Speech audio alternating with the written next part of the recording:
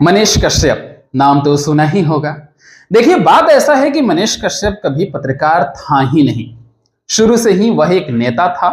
उससे भी बड़ा नेता बनना चाहता था और जैसे ही उसे मौका मिला, बाकी नेताओं के जैसे उसने अपने सारे वादे को भूलकर उसने भी जनता के साथ धोखा किया। नहीं, धोखा नहीं, उसने लोगों के इमोशन के साथ खिलवाड़ किया। खैर, राजनीति की तो यह बेसिक रूल है कि राज करने का जैसे ही मौका मिले उस मौका को हाथ मार लेना चाहिए, चाहे वह अपने सगे भाइयों की हत्या करनी पड़े या अपने पिता को जेल के अंदर डालनी पड़े। मनीष कश्यप ने इंजीनियरिंग किया। उसने उसके बाद राजनीति में उतरकर अपना पहला चुनाव लड़ा। उसने अपना पहला चुनाव स्थानीय अपने विधानसभा से लड़ा था। तब तक उस समय उसकी कोई फैन फॉलोइंग नहीं थी और उसे लोग नहीं जानते थे। उसने बाकी नेताओं के जैसे लोगों के घर घर घूमकर वोट मांगा, लेकिन अफसोस कि वह हार गया। अब उसे पता चल चुका था कि जब तक वह एक बड़ा चेहरा नहीं बनता है तब तक वह चुनाव में जीत नहीं पाएगा और बड़े नेताओं के पीछे मात्र जय हो करता रह जाएगा। मनीष कश्यप किसी बड़े स्टार का बेटा तो है नहीं कि जन्म लेते ही वह सेलिब्रिटी बन जाएगा। इसके लिए उसने 500 रुपया का बोया का माइक और 10,000 रुपया का स्मार्टफोन उठाया। बाकी जैसे शुरुआत में जो इंडिपेंडेंट पत्रकार हैं वो करते हैं, वही काम उसने भी किया और चिल्लाना शुरू कर दिया। पत्रकारिता नहीं, चिल्लाना शुरू किया।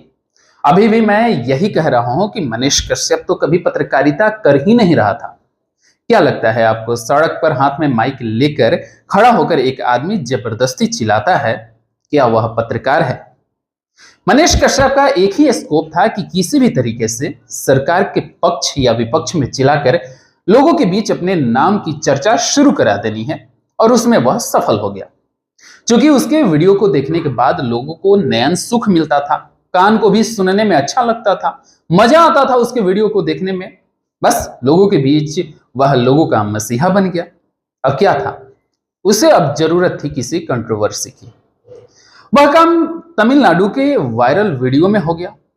बस सीधा टक्कर उसने ले लिया तेजस्वी यादव से। वह तो चाहता था कि किसी भी तरीके से उसे कोई बड़ा मामला मिले और बड़े मामला में वह हेरफेर करे, कभी उसे पुलिस गिरफ्तार कर ले, और वही काम हुआ तमिलनाडु के वीडियो में और पुलिस ने उसे गिरफ्तार कर लिया। उसके बाद उसने सहानुभूति कार्ड खेलकर लोगों के बीच एक अपना अलग पहचान बनाया, क्योंकि उसे लड़ना था चुनाव। वह पत्रकार नहीं बल्कि एक नेता था। जब वह जेल से बाहर निकल कर आया तब तक वह खुद को लोगों के बीच स्थापित कर चुका था और चुनाव लड़ने की तैयारी में वह जुट चुका था। चुनाव लड़ने का उसने ऐलान किया। मनीष कश्यप को बखूबी तरीके से पता था कि अन्य उम्मीदवारों के आगे बेतिया में वह उतना मजबूत नहीं है और वह चुनाव हार जाएगा। उसे जरूरत था एक बड़े ब्रेक का, और बीजेपी ने वह ब्रेक दे दिया। बीजेपी तो ऐसी पार्टी है कि राहुल गांधी भी अगर कल के दिन कहें कि भाई मुझे बीजेपी ज्वाइन करना है, तो नरेंद्र मोदी और अमित शाह और बीजेपी वाले राहुल गांधी को भी बीजेपी ज्वाइन करा लें। खैर, मनीष कश्यप को जो बनना था वो बन गया। उसे नेता बनना था, पत्रकारिता के आड़ में वह नेता बना। लोगों को बेवकूफ तो नहीं बनाया, लोगों के इमोशन के साथ उसने खिलवाड़ किया। एक बार आखिरी में मैं फिर से कह रहा हूं कि मनीष कश्यप ना पत्रकार था और ना अब है, वह एक नेता था और नेता है।